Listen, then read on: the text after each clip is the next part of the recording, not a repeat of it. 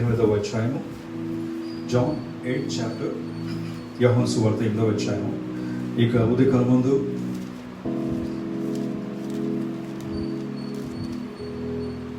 దేవుడు మనకిచ్చిన ఇక వాక్య భాగాన్ని మనం ప్రతి ఒక్కరు కూడా శ్రద్ధగా విన్నట్లరా ప్రతి ఒక్కరు కూడా మనం ధ్యానిద్దామండి. The title of this message is sin no more. ఇక పాపము చేయవద్దు. That's the title of this message. పాపము చేయవద్దు.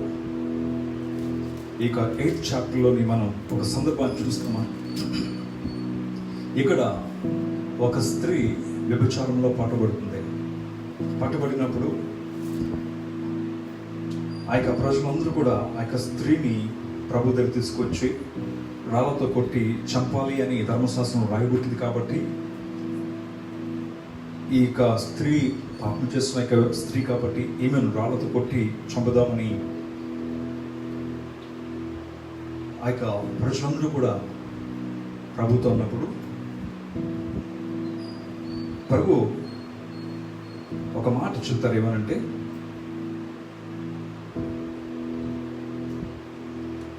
మీలో పాపం లేనివాడు మొట్టమొదట ఆమె మీద రాయి వేయవచ్చును అని అన్న తర్వాత వారందరూ కూడా రాళ్ళు విడిచిపెట్టి, చిన్నవాళ్ళ దగ్గర నుంచి పెద్దవాళ్ళ వరకు వారందరూ కూడా రాళ్ళు విడిచిపెట్టి వారు వెళ్ళిపోతారు. ఎవరు కూడా ఏం మాట్లాడలేరు. అక్కడ రాయబడింది అంటే యేసుక్రీస్తు మరియు ఆ యొక్క స్త్రీ మాత్రమే అక్కడ ఉన్నారు. ప్రభు ఎటువంటి పాపం లేని ఆ యొక్క దేవాది దేవుడైనా ఆయన ఉన్నారు. పాపం చేసిన స్త్రీ అక్కడ ఇద్దరు మిగిలిపోయి ఉన్నారు. అప్పుడు ప్రభు ఆమెతో ఒక మాట అంటారు. 11వ వచనం చూసినప్పుడు, అందుకు యేసు, నేను నీకు శిక్ష విధింపాను, నీవు వెళ్ళి ఇక పాపము చేయకుమై. నేను కూడా నీకు శిక్ష విధించాను, ఇక నువ్వు పాపం చేయవద్దు. ఇది ఈ కొద్ది కాలం మనం ధ్యానిస్తామండి. ఇక నువ్వు పాపం చేయకు. Sin no more. దేవుడు మనల్ని శిక్షించట్లేదు. మనం పాపం చేస్తున్నప్పుడు కూడా ఆయన మనం శిక్షించట్లేదు అని అంటే అర్థం ఏంటంటే, పాపం చేయడానికి ఆయన మనం విడిచిపెట్టలేదు, కానీ పాపము చేయవద్దు అని చెప్పడానికి ఆయన మనం విడిచిపెట్టారండి. ఈ కొద్ది కాలం ముందు మనందరం కూడా ఆ యొక్క స్త్రీ ఉన్న యొక్క స్థానంలో మనం కూడా ఉన్నామండి. We are all in the same place. అయితే యేసుక్రీస్తు చెప్పిన మాట ఏంటంటే, మనల్ని క్షమిస్తున్నారు ఆయన. ఆయన చెప్పిన మాట అంటే సిన్ నో మోర్. నీతోని నాతోని ప్రభు చెప్పిన మాట అంటే ఇక నువ్వు పాపము చేయవద్దు. దేవుడు ఎందుకు మనం రక్షించాడు అని ఆలోచిస్తే పాపం చేయడానికి కాదు, కానీ ఇక నువ్వు పాపం చేయవద్దు. యోహాను సువార్తలోని 5వ అధ్యాయంలో అక్కడ ఒక వ్యక్తిని తీసుకొస్తారు. పక్షవాయువు గల ఒక వ్యక్తిని తీసుకొచ్చిన తర్వాత ఆ యొక్క వ్యక్తిని యేసుక్రీస్తు స్వస్థపరుస్తారు. పరిచిన తర్వాత 5వ అధ్యాయం 14వ వచనం చూస్తే,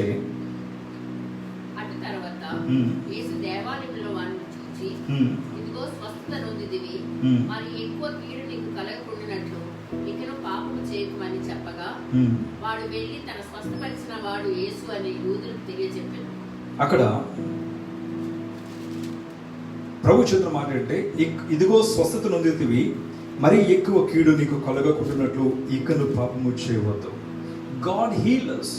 He heal our spirit, soul and body. దేవుడు మనల్ని ఆయన బాగు చేస్తున్నారు. ఆయన మనం స్వస్థపరుస్తున్నారు. ఎందుకు గురించి అంటే ఇక్కడ పాపము చేయవద్దు అని చెప్పడానికి ప్రభు మనల్ని ఆయన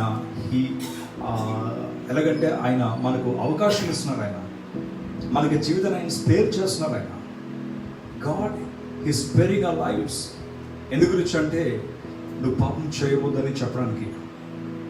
ఈ యొక్క వ్యక్తితో కూడా ప్రభు చెప్తున్నారు, నువ్వు స్వస్థత పొందుకున్నావు, అయితే ఇకను నువ్వు పాపం చేయవద్దు. ఇక్కడ వాక్యం చెప్తున్నారంటే ప్రభు చెప్తున్నారు, మరీ ఎక్కువ కీడు నీకు కలుగుకున్నట్లు పాపం చేయవద్దు.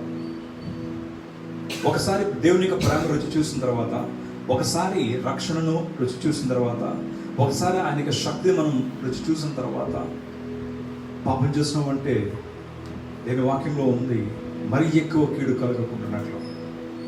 నువ్వు పాపం చేస్తే మరీ ఎక్కువ కీడు నీకు కలుగుతుంది. వీళ్ళు ఎటువంటి వారంటే, ఒకసారి కుక్క వాంతిని చేసి మరలా అదే వాంతిని మరలా తిన్నట్టుగానే ఇటువంటి జీవితాలు ఉంటాయన్నమాట. పాపం ఒకసారి విడిచిపెట్టి, పాత జీవితాన్ని విడిచిపెట్టి మరలా ఆ జీవితంలోకి వెళ్తే అది దేవునికి ఎంతో అసహ్యమైన జీవితం అన్నది. అయితే దేవుడి కొద్ది కాలం మనతో చెప్తున్నారంటే, నువ్వు ఇకను పాపం చేయవద్దు. చూడండి ఒకసారి ఇర్మియా గ్రంథంలో చూస్తే 5వ అధ్యాయము 25వ వచనము, జెర్మియా 5:25. అక్కడ ఒక మాట ఉంటుంది ఏంటంటే, నీ దోషములు వాటి క్రమమును తప్పించును, మీకు మేలు కలుగుకుంటున్నట్లుకు మీ పాపములే కారణం. చూసారండి, మీకు ఎందుకు మేలు కలగట్లేదు? నువ్వు ఎన్ని ప్రార్థనలు చేసినా సరే, ఎన్ని మీటింగ్స్ వెళ్తున్నా సరే, నీకు ఎందుకు మేలు కలగట్లేదు? చాలామంది అంటారు, ప్రభువుని నమ్ముకున్నానంటే నాకేమి కూడా మేలు కలగట్లేదు, ప్రభువుని నమ్ముకున్నానండి నా జీవితం ఇంక కూడా ఇలాగే ఉంది. ఎందు గురించి అంటే, నువ్వేం చేయట్లేదు, you're not leaving your sin. నీ పాప నువ్వు విడిచిపెట్టట్లేదు. దేని వాక్యం చెప్తుంది, అపరాధములను కప్పిపుచ్చుకున్నవాడట వర్ధిల్లుడు, కానీ దాన్ని ఒప్పుకొని విడిచిపెట్టేవాడు మాత్రమే వర్ధిల్లుతాడట. దేని వాక్యం ప్రకారం చూస్తే మనం ఏం చేయాలి? పాపమును ఒప్పుకొని విడిచిపెట్టాలి. మనం విడిచిపెట్టట్లేదు కాబట్టే, అవిధేయత మనం విడిచిపెట్టట్లేదు, పాపను విడిచిపెట్టట్లేదు, అపరాధం విడిచిపెట్టట్లేదు. కాబట్టి ఏం జరుగుతుందండి? ఏం కలుగుతుంది? నీకు కీడు కలుగుతుంది, నీకు మేలు కలగట్లేదు. ఇక దినాల్లో చాలా మంది దేవుడిని బ్లేమ్ చేస్తుంటారు. దేవుడు లేడు, ఇంకా దేవుడు చూడట్లేదు, ఆయన పట్టించుకోవట్లేదు అని అంటూ ఉంటారు. ఇంకొక మొదలంటే, దేవునికి కోపం వచ్చిందండి, ఇది ఆయన ఉగ్రత అని అంటారు. ఎప్పుడైనా గమనించావా? దేవుడు నీతో మాట్లాడాడు. దేవుడు అనేక సార్లు నేను బాగు చేయాలని దేవుడు కోరుకుంటున్నాడు. అనేక సార్లు దేవుడు నీకు మేలు చేయాలని దేవుడు ఆశపడుతున్నాడు. ఆయన కీడు చేసే దేవుడు కాదు, ఆయన మేలు చేసే దేవుడు. ఆయన నిన్ను బాగు చేయాలని, నిన్ను సంతోషం ఉంచాలని దేవునికి ఉద్దేశం అండి. అనేక సార్లు దేవుడు నీతో మాట్లాడాడు, మనతో మాట్లాడుతున్నాడు అనేక సార్లు. కానీ మనం ఏం చేస్తున్నామండి? మనం పాపం చేయడం ఆపట్లేదు, మన పాపంలో కంటిన్యూ అవుతున్నాము. కాబట్టి మన జీవితంలో మేలు కలగట్లేదట. అపరాధంలో నాలో పాపం లేదన్న వాడు అబద్ధికుడు. చాలామంది అంటారు, నేనేం పాపం చేశానంటే, నేనేం తప్పు చేశానంటే. నీకు తెలుసా, నిజంగా నువ్వు దేవుని దగ్గరికి వచ్చినప్పుడు మనలో ఉన్న లోపాలు మనకు అర్థమవుతాయండి. ఆ యొక్క ధనవంతుడు ప్రభు దగ్గరికి వచ్చినప్పుడు, ఆ ధనవంతుడు అనుకున్నాడు అతను బాగానే ఉన్నాడు అనుకున్నాడు. అతనిలో ఏ పాపం లేదని అతను అనుకున్నాడు. కానీ ప్రభు దగ్గరికి వచ్చిన తర్వాత అతను ఉన్న లోపం ఏంటో అతనికి అర్థమైంది. అతను ఉన్న లోపం అతనికి అర్థమైంది. దేవుని వాక్యం చెప్తుంది, ఆయన ముఖ వెలుగులో మన యొక్క రహస్య పాపంలో, అంటే నువ్వు కూడా మర్చిపోయిన పాపాలు నీకు అర్థమవుతాయి. నువ్వు కూడా ఎప్పుడో చేసిన పాపాలు నీకు తెలుస్తాయట. నువ్వు నిజముగా దేవుని దగ్గరికి వచ్చినప్పుడు నీవెన్నడూ కూడా ఇతరులు చూడవు, కానీ నీ జీవితం నువ్వు చూసుకుంటావు. ఎన్నడూ కూడా ఇతరుల యొక్క పాపం గురించి నువ్వు ఆలోచించవు. నువ్వు ఎలాగున్నావో నీకు అర్థమైపోతుంది. ఎలాగంటే, ఒక వ్యక్తి అద్దం దగ్గరికి వచ్చినప్పుడు ఆ అద్దం ముందు ఎవరి ముఖం కనబడుతుందండి? ఎవరైతే ఆ అద్దం ముందు ఉన్నారో వారి యొక్క ముఖాన్ని కనబడుతుంది. అద్దం ముందు కూర్చుని పక్కవాడి యొక్క ముఖాన్ని సరిచేయడండి. దేవుని వాక్యమే అద్దం దగ్గరికి వచ్చినప్పుడు డెఫినెట్గా నీకు కనబడేది, నీకు జీవితం ఏంటో నీకు అర్థమవుతుంది. కొంతమంది ఇతరులు బ్లేమ్ చేస్తూ ఉంటారు, దాని అర్థం ఏంటంటే, వారు దేవుని దగ్గరికి రాలేదు, they have not come to God. కాబట్టి వారి ఇతరుల గురించి ఆలోచిస్తారు, వారి ముఖాలు వారికి కనబడట్లేదు అంటే. నువ్వు నిజముగా దేవుని దగ్గరికి వచ్చినట్లయితే తప్పనిసరిగా నీకు జీవితం ఏంటో నీకు అర్థమవుతుంది. ఇతరుల గురించి ఆలోచించే టైం నీకు ఉండదండి. ఇతరుల గురించి నువ్వు ఇతరుల యొక్క పాపములను వేలెత్తి చూపెట్టే అవకాశం నీకు లేదు. ఆ యొక్క సమయం నీకు ఉండదు. ఎందుకు తెలుసా? నువ్వేంటో నీకు అర్థమవుతుంది. మీకు తెలుసా, ఇక్కడ సందర్భంలో ఆ యొక్క స్త్రీతో పాటు ఆ యొక్క స్త్రీని ఆ విధంగా మార్చిన వారు ఎవరు? పురుషులు అండి. పురుషులు ఎవరు రాలేదు ఇక్కడికి. ఎవరు వచ్చారు? ఆ యొక్క స్త్రీ మాత్రమే వచ్చింది. ఆ యొక్క స్త్రీని మాత్రమే పట్టుకొచ్చారు. అందరూ అంటున్నారు ఈమె పాపం చేస్తుందని అంటున్నారు.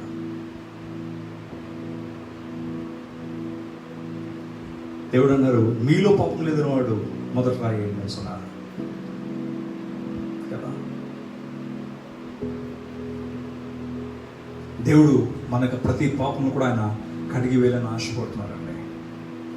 మన ఇతరుల పాపముల గురించి ఆలోచించడం కాదు. నేను ఎలాగున్నాను, నేను సరిచేయబడాలి, నేను రక్షించబడాలి అనే ఆలోచనతో మనం ఎన్నడూ కూడా ఉండాలండి. కాబట్టి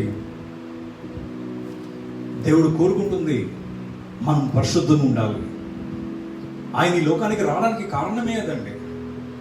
పాపులమైన మనలను పరిశుద్ధపరచడానికి ఆయన ఈ లోకానికి వచ్చారండి. ఏమే నశించబోతున్న వారిని వెతికి రక్షించడానికి ఆయన లోకానికి వచ్చారు. ఆయన పాపుల గురించి ఆయన లోకానికి వచ్చారు. ఎందుకు వచ్చారు? He want to save us, he want to make us holy. మనం పరిశుద్ధులుగా చేయడానికి, మనం రక్షించడానికని ఆయన లోకానికి వచ్చారండి. మొదటి పేతురులో రాయబడి ఉంటుంది ఆయన పరిశుద్ధుడు కాబట్టి మనం కూడా ఎలాగ ఉండాలి? పరిశుద్ధంగా ఉండాలి. హల్లెలూయా. ఆయన రెండోసారి వస్తున్నప్పుడు ఆయన ఎవరి గురించి వస్తున్నారు? పరిశుద్ధుల గురించి వస్తున్నారు. ఆయన he's coming for the Holi people. యాజక సమూహము, పరిశుద్ధ జనాంగము గురించి ఆయన వస్తున్నారండి ఆయన. కాబట్టి ఈ ఉదయకాలం ముందు దేవుడు చెప్తుంది అంటే మీరు ఇకను పాపం చేయవద్దు. ఆయన మనం విడిచిపెట్టేవాడు కాదు, ఆయన మనకు సహాయం చేసేవాడండి. నేను వాక్యం చెప్తుంది శోధనలో ఉన్న వారికి ఆయన సహాయం చేయడానికి సిద్ధంగా ఉన్నారట. నువ్వు ఒకవేళ ఏ శోధనలు ఉన్నా సరే, నువ్వు ఏ పాపంలో ఆ యొక్క ఊపిలో ఉన్నా సరే, ఆయన నీకు సహాయం చేసే దేవుడు. ఆయన నిన్ను విడిచిపెట్టేవాడు కాదు. ఆయన నువ్వు పాపం చేస్తావు కదా, నువ్వు నా దగ్గర ఉన్నానికి నీకు అర్హత లేదని చెప్పే దేవుడు కాదు ఆయన. నువ్వు ఎంత ఘోరమైన పాపంలో ఉన్నా సరే ఆయన రక్షించే దేవుడు ఆయన.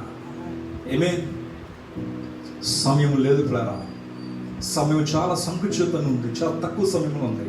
ఇక సమయంలోనే మనం చేయాల్సింది ఎవరో గురించి నువ్వు ఆలోచించడం కాదు, కానీ నీ జీవితం గురించి నువ్వు ఆలోచించు, నా జీవితం గురించి నేను ఆలోచించాలి. మనందరం కూడా ఎవరి జీవితాలు, ఎవరి రక్షణ వాళ్ళు కాపాడుకోవాల్సిన ఇక దినాల ప్లేరా, మనకి ఇవ్వబడిన రక్షణను గట్టిగా పట్టుకోవాల్సిన ఇక సమయం ప్లేరా అయితే.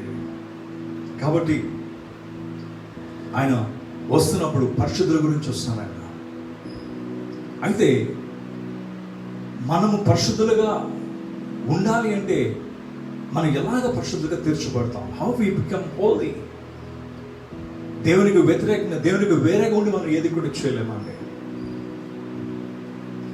ఇది అసాధ్యం. దేవునికి వేరేగా మనం పరిశుద్ధులుగా తీర్చబడడం అన్నది అసాధ్యం. అయితే మనం పరిశుద్ధులుగా ఉండాలి అంటే,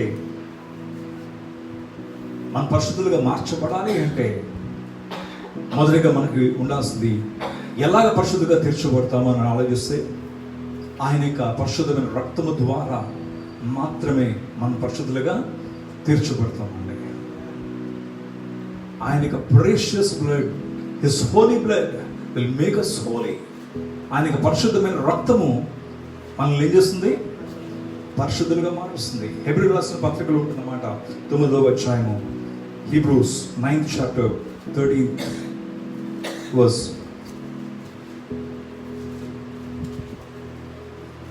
తొమ్మిదవ అధ్యాయం.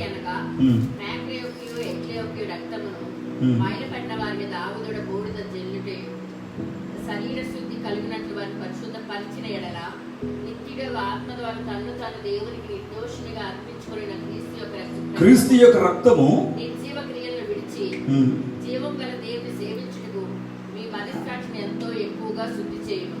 మన యొక్క మనస్సాక్షిని ఏం చేస్తుందండి? క్రీస్తు యొక్క రక్తము మనం పరిశుద్ధపరుస్తుందట. హల్లెలూయా. యేసు యొక్క రక్తం ద్వారానే మన యొక్క పాపములను కడగబడతాయండి. కాబట్టి మనం పరిశుద్ధులుగా తీర్చబడాలి అంటే we need the blood of Christ. క్రీస్తు యొక్క రక్తము మనకి కావాలి.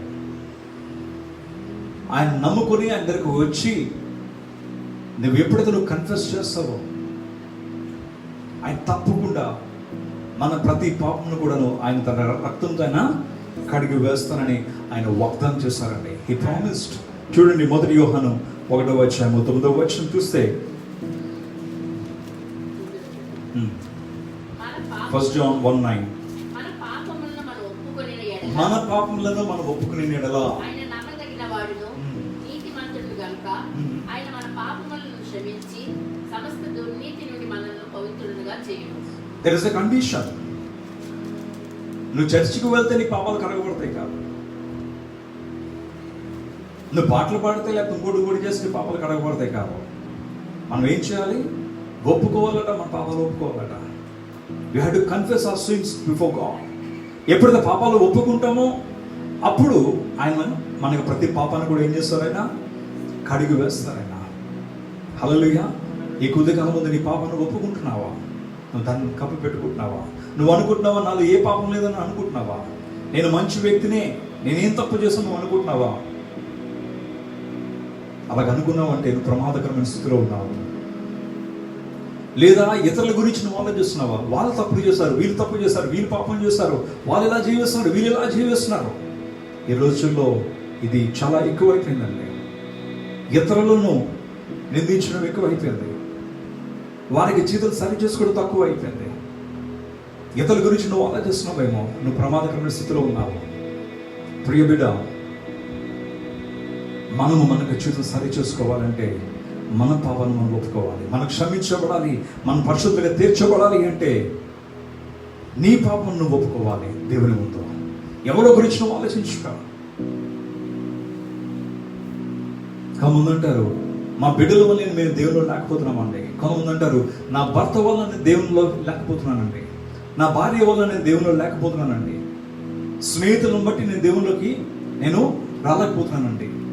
ఇలాగా అనేకమైన లేకపోతే అంటారు నేను పల పరిస్థితులను బట్టి నేను ఉండలేకపోతున్నాను బ్రదర్, నాకు జాబ్ అటువంటిది నేను ఉండలేకపోతున్నాను, పరిశుద్ధంగా ఉండలేకపోతున్నాను, నా ఉద్యోగం అటువంటిది అని సాకులు చెప్తున్నావేమో.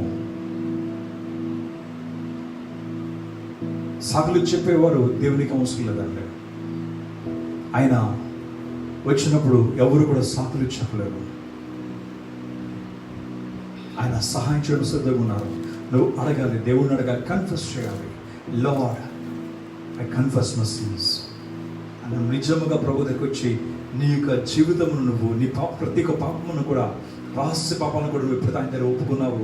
ఆయనట నీతిమంతుడు, ఆయన నమ్మదగిన దేవుడు. ఆయన ఆమేన్ హల్లెలూయా.